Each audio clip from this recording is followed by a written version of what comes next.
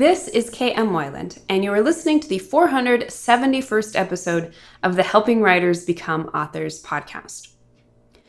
One of my favorite things about summer is that it's often nice enough to take my writing outside. Not so much in the afternoon, of course, but often the evenings are at least nice enough to sit outside on the deck and scribble away at a bistro table with the geraniums at my side and the cardinals chirping away in the trees. The new writing schedule I've been using this past month, which seems to be sticking, yay, is a little more flexible than most schedules I've used in the past. Usually I write in the afternoons, but at least a couple nights a week, weather permitting, I take my writing outside. It's a nice change of scenery, and there's always something about fresh air and wide open spaces that seems to help my brain flow. Hopefully, wherever you're at, you're able to get in some outside writing this summer as well. And now I hope you enjoyed this week's podcast, Taking Your Writing to the Next Level, Whole Life Art. You are a writer. If you're listening to this podcast because you're jotting down a story, even if it's just on a napkin right now, then you get to call yourself a writer. A writer, an author, a scribbler, a storyteller. Maybe that's all you are. Maybe that's all there is to be. But maybe not. Maybe there's more that we as writers can aspire to. A few months ago, I mused on how authors can level up to become artists.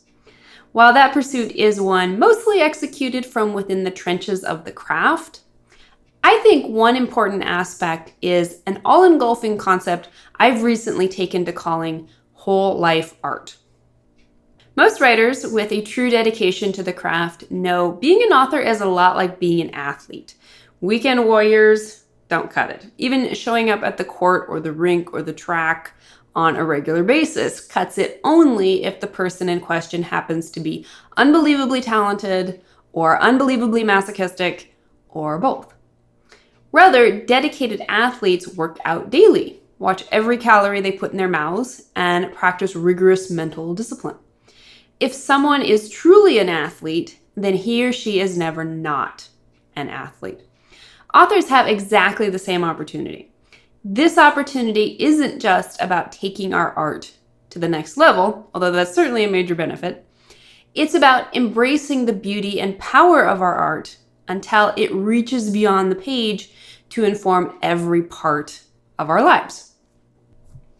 I can't remember a time when stories weren't intertwined in some way or another with every part of my life.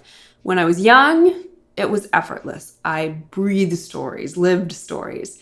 I romped through them with a delightful lack of control since I wasn't yet actually requiring myself to write them. As an emerging adult, I embraced the fierce discipline of the artistic life, mostly in a desperate bid to turn those beautiful breathings into stories that were actually readable. When my efforts eventually turned into a vocation, art as a paradigm permeated my life even more. Now, having graduated from what I suppose might be considered the first act of my life as a writer, I find that art has become more than just a joyous expression or worthy occupation. It has become my defining template. If I am to continue growing as a person, I see now that I must grow as a writer. And vice versa, if I am to grow as a writer, I must grow as a person. In thinking about these ideas of late, I've also been thinking about the varied aspects of life and how we as writers can fully integrate them all in a pursuit of whole life art. So, number one, mental.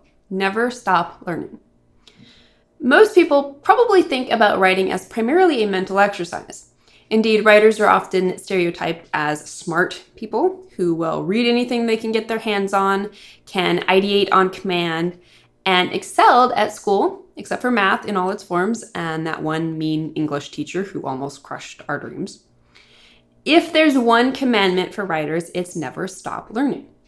However much we may or may not naturally enjoy mental pursuits, it's easy to slip into lazy habits and confine our rigorous thinking only to our stories. And sometimes not even that. Be disciplined in what and how you learn. A few years ago, I was legitimately depressed to realize that at best, I'm only likely to read 3,000 to 4,000 more books in my lifetime. That's not very many when juxtaposed against the massive amount of extant information. That realization catalyzed my need to triage my reading list. There are so many interesting books, both fiction and nonfiction.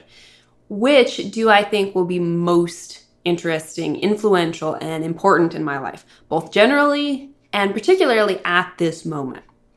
I don't always choose rightly. The 15 minutes that just got sucked down the drain of looper.com could undoubtedly have been better spent on just about anything. But I want to make a concerted effort to spend my life's worth of learning credits on the best quality stuff. Number 2, physical. Stay grounded in the real world. If writers are known for their mental chops, they're also generally known for being nearsighted klutzes who spend too much time nursing carpal tunnel at the keyboard rather than getting kissed by the sun while sweating their hearts into good shape. A totally obvious bit of advice that kind of blew my mind was this: your brain is a part of your body. If you want the mental peace, then you've got to support it with sound physical choices.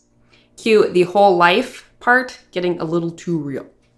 Most obviously, this means choosing the scrambled eggs over the hot dogs, as well as the evening walk over the couch in that oh so tempting infomercial. More than that, it means staying grounded in our physicality. But if we're living those imaginary lives at the expense of our real lives, something is awry. Not only are we missing out on precious and irreplaceable reality, we're also risking distancing ourselves and our art from the very truths we're trying to access. Balancing the need to live in our heads against the equally vital need to live in the moment is crucial.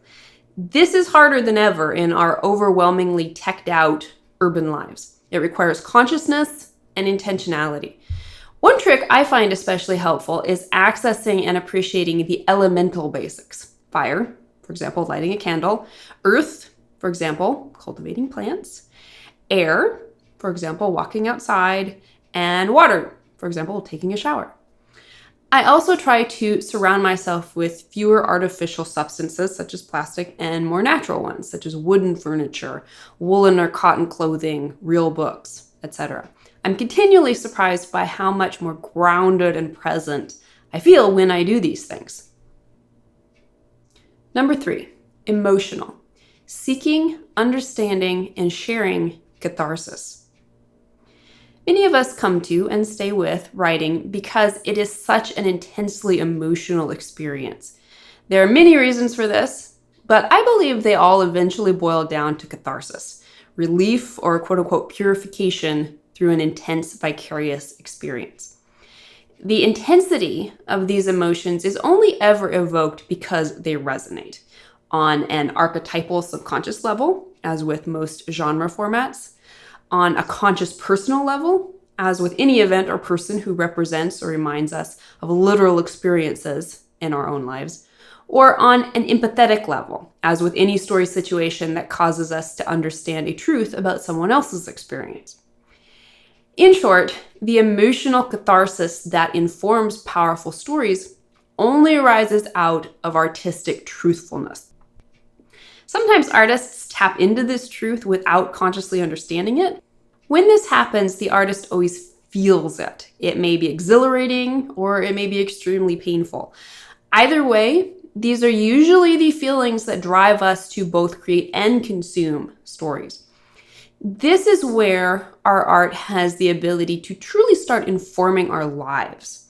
And if we are willing to do the work, where we can further that understanding in our lives so that it returns to inform our art. This only happens when we as authors are willing to self-inspect both our work and ourselves. Why have these powerful emotions arisen from these stories, whether our own or someone else's?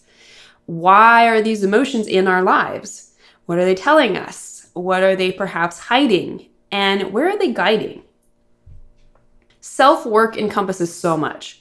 Above all, it is a discipline of self-reflection and self-honesty. No one is better positioned to accomplish this than a writer, someone who stands poised both on the symbolic cusp of the subconscious and on a stage of articulated self-expression. To some extent, it is work that occurs naturally by the very act of writing, but it is work. We only reap the benefits if we're willing to grub deep in our inner soil. Number 4, social. Seeking the benefit and betterment of all. A question I find endlessly interesting is, do you write for yourself or for others?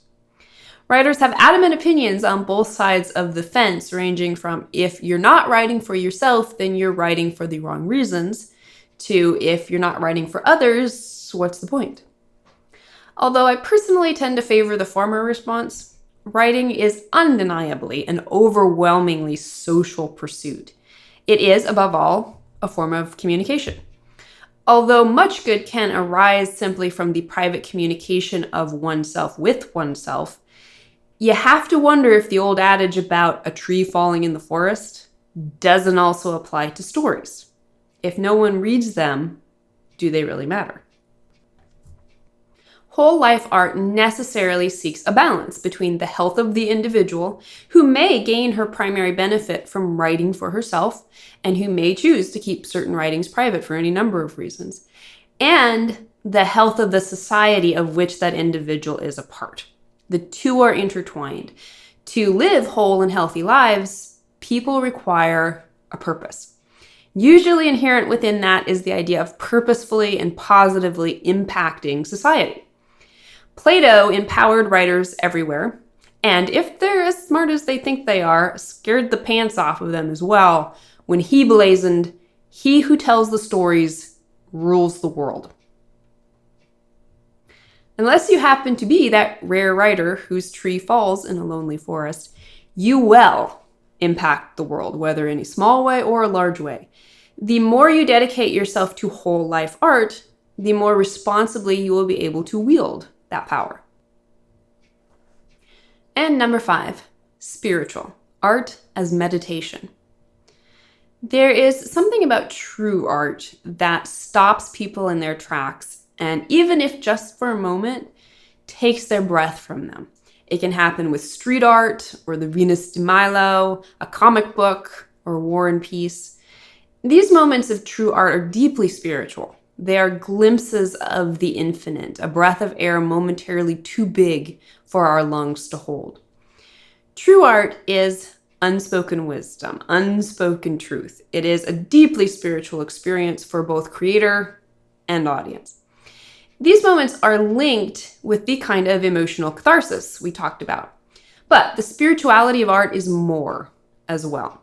Artists everywhere stumble onto these moments all the time. I used to say I always knew I was onto something good if I experienced the sensation of my chest collapsing. Indeed, these moments are often the lodestars that keep us moving through the dark uncertainties of our art. They don't, however, always have to be uncertainties we stumble over. The discipline of whole life art can position you to map the night sky and start recognizing constellations. I venture that art, like life, will always be a mystery. But the greatest adventure of the artistic life is that we get to spend it on a voyage of endless discovery. In The Art of Fiction, John Gardner wrote, "The main work the writer must do for himself is bring about change in the writer's basic character, helping to make him that true poet, as Milton said, without whom there can be no true poem." For writers, the poem isn't just on the page. It's all around us, waiting to be put on the page, however best we may. Your writing doesn't have to and shouldn't stop when your fingers leave the keyboard. Your pursuit of excellence in your craft should inform every aspect of your life, mentally, physically, emotionally, socially, and spiritually. Make conscious choices and let your pursuit of story guide you to the larger story all around you. And tell me your opinion. What is currently your greatest challenge to living as a whole life artist? If you'd like to be part of the fabulous word player community over on my site and join in the conversation on this subject, be sure to stop by the website at helpingwritersbecomeauthors.com. You can always find a transcript of the most recent podcast and add your voice to the discussion by visiting the first post on the site's homepage. And don't forget that if you're looking for an older post, you can always find those by putting the podcast title in the search field at the top of the right-hand column. If you enjoyed this podcast, you can subscribe on Apple Podcasts. And if you'd like to support helping writers become authors, I would totally appreciate it if you'd consider taking the time to leave a quick rating or review on the Apple site. Thank you so much for listening to the Helping Writers Become Authors podcast, and be sure to check back again next week.